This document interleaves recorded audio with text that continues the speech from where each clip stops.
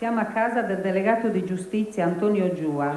La figlia Maria, fidanzata di Bacchis Sulis, dorme nella sua stanza.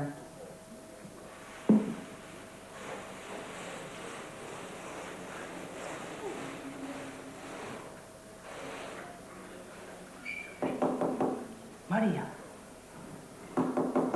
Maria. Maria. Cine? Oh, signore, dormia.